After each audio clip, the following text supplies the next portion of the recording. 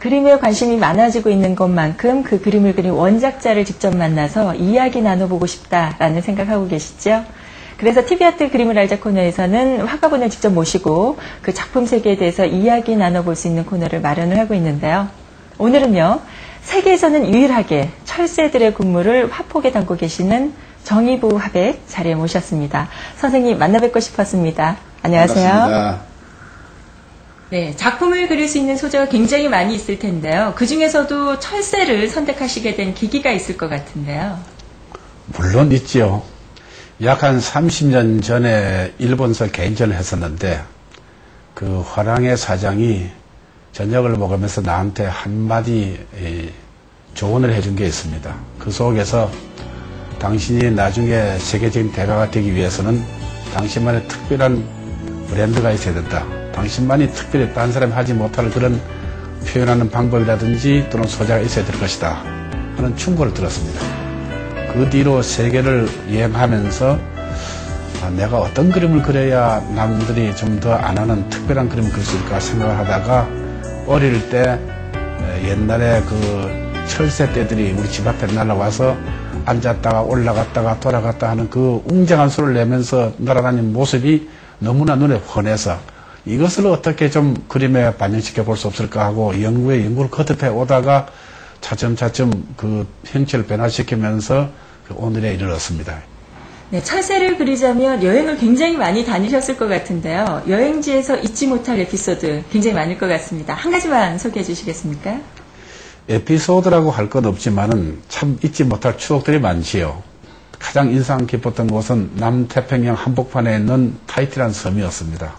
고갱이 살다가 죽은 곳인데 그 고갱이 살던 박물관 찾아갔을 때 불행히도 단 2점만 원작이 남아있고 나머지는 다 해외에 나가고 없었습니다.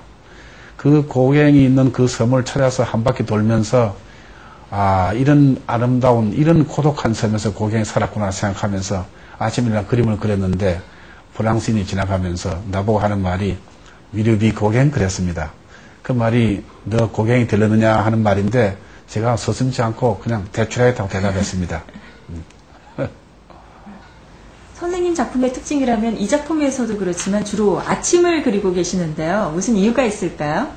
정월 초하루가 1년을 시작하고 아침에 해가 뜨면 하루를 시작하듯이 모든 일에는 시작이 가장 중요하지 않습니까? 특히 아침은 희망을 갖고 시작하는 그 시간이기 때문에 그때 철새도 아침에 날아오르죠.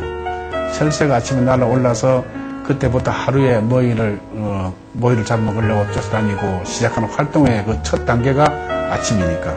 그리고 희망은 아침 해가 떠오름과 동시에 시작하니까.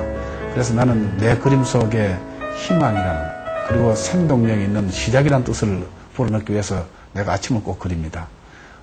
반대로 이야기하면은 저녁이라는 뜻은 아마 끝이라는 좋은 의미도 있겠지만은 어쩐지 마지막이라는 그 기분 좀 수수한 감이 들어서 저는 주로 아침을 그립니다.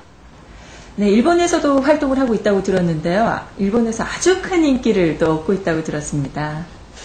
인기가 있다고 말할 수 있을런지 그건 모르겠지만 확실히 제 그림 일본에서는 잘 팔리는 편입니다. 예. 근데 일본의 도쿄의 이시가와 화랑이요, 긴자에 있습니다. 그 나고야의 마츠시마 화랑 같은 데서는 제 그림을 전적으로 취급하는 화랑이 있는데 물론 2년 오래됐습니다.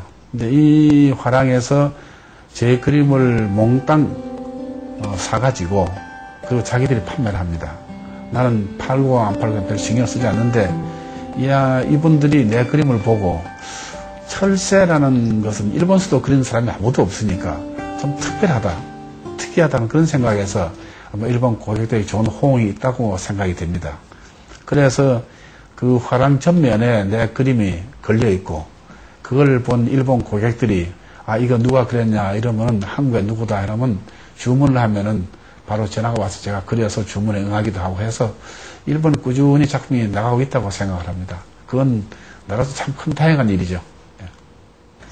그림에 관심이 많아지면서 좋은 그림이 어떤 그림이냐라는 질문을 많이 받게 됐는데요. 선생님이 생각하시는 좋은 그림은 어떤 그림인가요?